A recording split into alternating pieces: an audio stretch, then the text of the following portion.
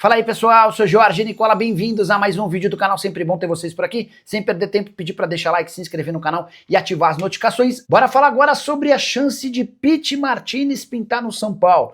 O meio atacante argentino de 32 anos de idade já esteve na pauta tricolor em outras janelas de transferência. E o fato de estar na lista de dispensas do River Plate, ele só fica até 31 de dezembro, quando acaba seu contrato, aumentou os rumores de que o São Paulo poderia tentar sua contratação. Antes de gravar o vídeo, entrei em contato com um dirigente importante do departamento de futebol do São Paulo e posso assegurar que o Pity Martinez está completamente descartado. São dois os motivos. O primeiro deles é a idade. Esses 32 anos de idade fazem com que o jogador tenha uma idade considerada muito alta para o São Paulo de 2026. Já havia contado para vocês que o tricolor vai dar preferência para atletas jovens. E aqui vem o segundo ponto. São Paulo também quer jogadores que costumem disputar 50, 60, até 70 partidas por temporada, situação completamente diferente da do Pity Martinez. Nesse ano, com a camisa do River Plate, ele só esteve em campo em 13 jogos. Importante registrar que não joga desde 17 de agosto. Nas últimas 7 partidas foi levado para o banco de reservas e não ganhou nem sequer um minuto. Pity Martinez, que havia jogado só 10 jogos em 2024 e outros 8 jogos em 2023, é tudo que o São Paulo não precisa, de jogador veterano e com histórico de poucas partidas na temporada. Quero te atualizar agora sobre Caleri, que só volta a jogar no ano que vem, mas pode não ser no tricolor. Pelo menos aqui informam os jornais na Argentina. De acordo com o site El Craque Deportivo, Boca Juniors vai com tudo para tentar contratar o Caleri em janeiro.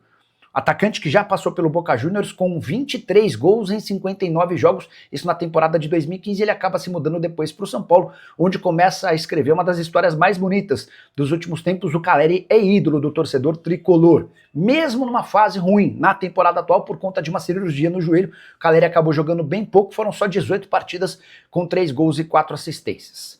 Posso assegurar para vocês que não há nenhuma intenção do São Paulo em vender o Caleri. E não há a percepção no Morumbi de que possa haver uma proposta alta suficiente para que o negócio aconteça. O Caleri já tem 32 anos de idade e hoje está avaliado em apenas 2 milhões de euros. Então a tendência é que o Caleri siga no São Paulo, mesmo custando R$1.300.000 por mês. O fato de ser um cara extremamente líder, positivo, que cobre, que torce pelo São Paulo em todos os momentos, faz com que o tricolor entenda que na reformulação que passará o elenco, Caleri tem figura importante. Gostaria de saber se você manteria o Caleri para 2026. Já usa o espaço para comentário e registra a sua opinião, beleza? O Leonardo Limeira, o São Paulo está perto de trocar Galopo por Tapia e Enzo? Sim, está perto mesmo, tá? Uma negociação que já acontece há pelo menos 10 dias. O River Plate não foi muito bacana nessa história, porque o River seria obrigado a comprar o Galopo se ele atingisse uma meta. E o Galopo estava muito perto de bater essa meta. O que aconteceu? O Marcelo Galhardo parou de usar o Galopo só para que ele não batesse a meta. A partir daí, a venda deixou de estar confirmada e os clubes passaram a fazer uma negociação em paralelo. São Paulo fica com o Enzo, que já bateu a meta, vai ser comprado por 2 milhões de dólares. O Galopo vai em definitivo e o Tapia fica por aqui. Não envolve dinheiro e os times acabam fazendo esse bem bolado, tá? Por falar em River Plate, time argentino que corre enorme risco de não fazer parte da próxima Libertadores da América, dispensou 5 atletas nessa semana. Jogadores famosos, tá? Não sei se seriam boas contratações, até por conta da idade, mas vou citar cada um deles. Borja, ex-atacante do Palmeiras, hoje 32 anos de idade. Pity Martinez, outro que toda hora era especulado em clubes de futebol no Brasil, 32 anos de idade. Nátio Fernandes, velho conhecido do torcedor do Galo, 35 anos de idade. Enzo Pérez, o mais velho de todos e o dono de carreira mais consolidada. Jogou em clubes grandes da Europa, seleção argentina, 39 anos de idade. Tem também o Milton Casco, lateral esquerdo de 37 anos. Todos eram reservas no River Plate. Beleza? Próxima pergunta do Luiz Gustavo. Belmonte vai entrar pela oposição, sendo possível Pinotti Mac versus Carlo Magno pela situação? Vamos lá. Luiz, a informação que eu tenho é de que Vinícius Pinotti está com a situação, tá? E não se descarta, inclusive, que o Pinotti seja candidato para suceder o Júlio Casares se o Márcio Carlo Magno não for o escolhido, tá? Sobre o Belmonte na oposição, não descarto, acho plausível. Acho possível, acho até normal, até porque a oposição não tem nome nenhum. A pergunta que eu deixo é, o Belmonte, aos olhos do torcedor e do sócio, é um bom nome, porque o Belmonte é um cara de muitos votos dentro do clube. Ele só virou diretor de futebol, não pela capacidade ou conhecimento de futebol, mas porque ele conseguiu para o Júlio Casares muitos votos dentro do Conselho Deliberativo. É um cara de muitos votos. Mas o filme dele com o torcedor comum está bem queimado. A avaliação é de que o trabalho dele é péssimo. E aí eu só vou acrescentar com uma informação de bastidor que é super importante. O São Paulo, o pessoal do Morumbi, quis entender por que as coisas nunca davam certo na Barra Funda, tudo de errado na Barra Funda. E aí eles começaram a mandar gente lá para entender, para observar. Cara, a avaliação é de que na Barra Funda pode-se fazer qualquer coisa. A indisciplina impera.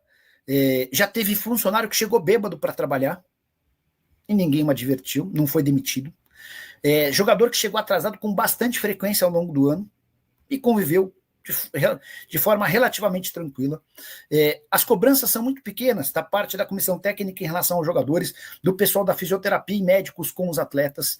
Então, a percepção que se tem é de que o São Paulo da Barra Funda pode tudo.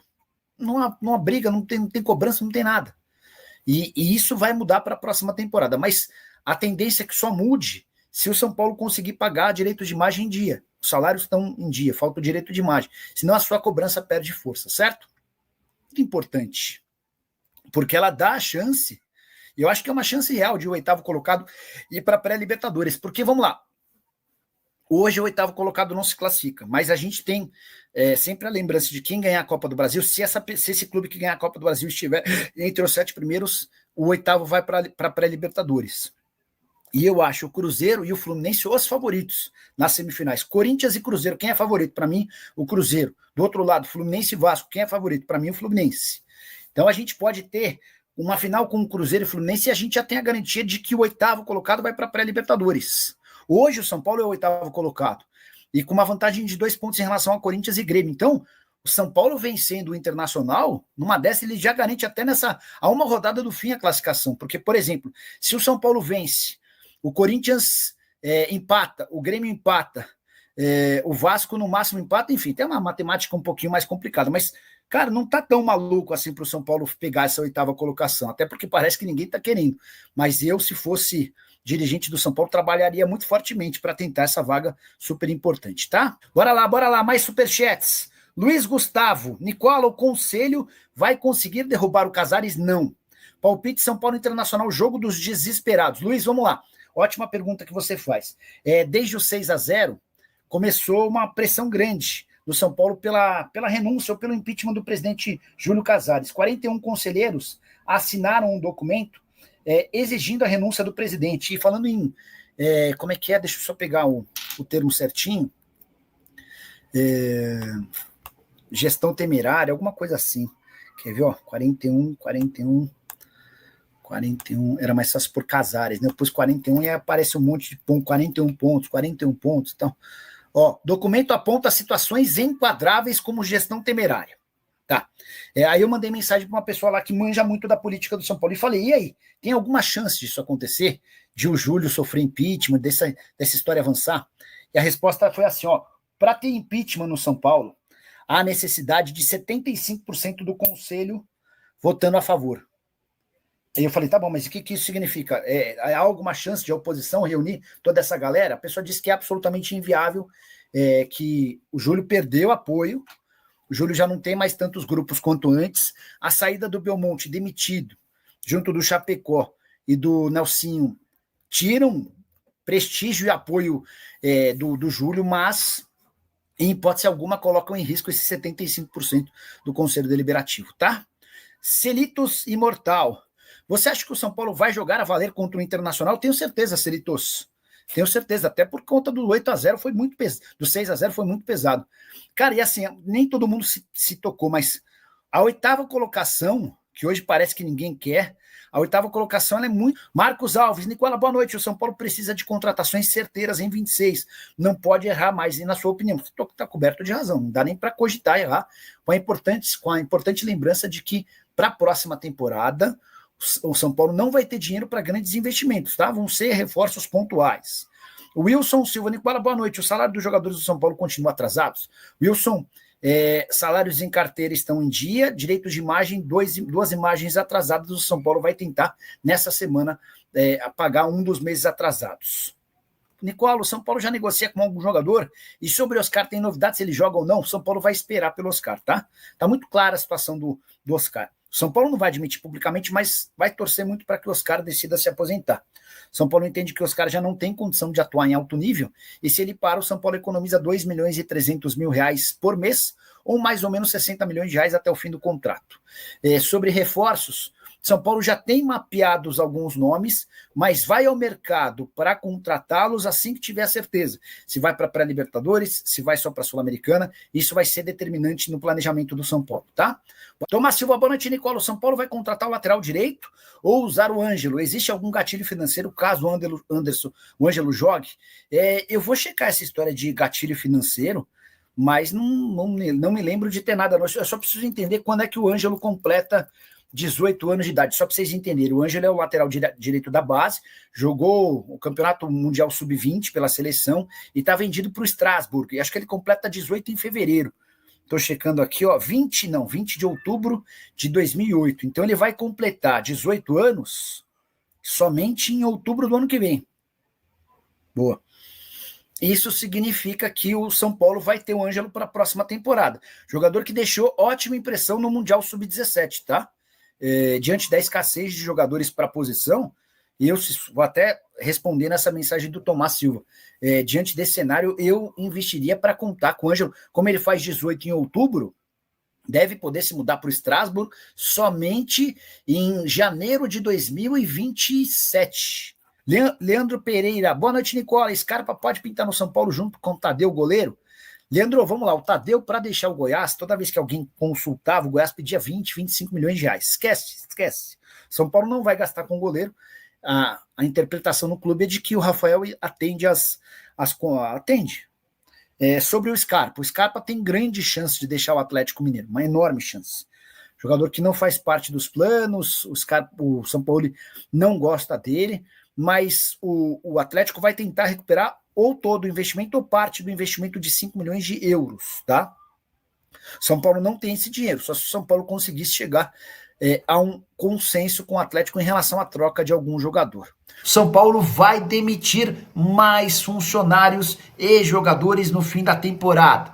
E essa garantia foi dada pelo próprio presidente do Tricolor, Júlio Casares. Você sabe, na última sexta-feira, Carlos Belmonte, Chapecó e Nelsinho, 3 dos conselheiros que atuavam como diretores do Departamento de Futebol Profissional, caíram. E o São Paulo programou uma série de outras mexidas com funcionários e atletas para o fim do Campeonato Brasileiro. Há um enorme incômodo, especialmente por conta da dificuldade do São Paulo em recuperar atletas. Foram vários os jogos desse Campeonato Brasileiro em que o Tricolor tinha mais de 10 desfalques. Na derrota por 6-0 contra o Fluminense, eram 15 baixas, sendo 13 por questões médicas. O presidente tricolor Júlio Casares disse o seguinte nessa sexta-feira, abre aspas, as mudanças profundas ainda vão acontecer em outros campos. Hoje foi anunciada uma fase dela, disse o Júlio Casares, se referindo às saídas do Belmonte, do Chapecó e também do Nelsinho. O presidente completa, as mudanças vão acontecer no âmbito que nós temos no futebol e não serão anunciadas agora, mas nós vamos ter que caminhar para isso. Vocês que conhecem o CT, houve um investimento muito grande na estrutura, vestiário, refeitório, refis, academia e campos. Então, agora nós precisamos investir na assertividade dos profissionais, da ciência, da tecnologia. E aí entra a participação do CEO, o Márcio Carlomagno. São Paulo pretende ser muito mais profissional para 2026. Já contei para vocês que a diretoria fez uma avaliação e entendeu que na Barra Funda havia enorme descomprometimento, pouca responsabilidade e pouca disciplina. Até por isso, jogadores não se dedicavam como deveriam. Funcionários que cuidam, por exemplo, do departamento médico, não exigiam o máximo dos jogadores. Tudo isso vai mudar para a próxima temporada, mas antes, o São Paulo precisa resolver suas questões financeiras. Já são 2 meses de direitos de imagem atrasados, o que faz com que todas as cobranças percam força. Fala pessoal, estamos aí com atualizações importantes do São Paulo. Se inscreva e ative o sininho para receber mais atualizações do Tricolor. Deixe seu like, que é muito importante para o crescimento do canal. Utilize o espaço aqui embaixo para registrar sua opinião. Ficamos por aqui com mais esse giro de notícias. Um abraço e até o próximo vídeo.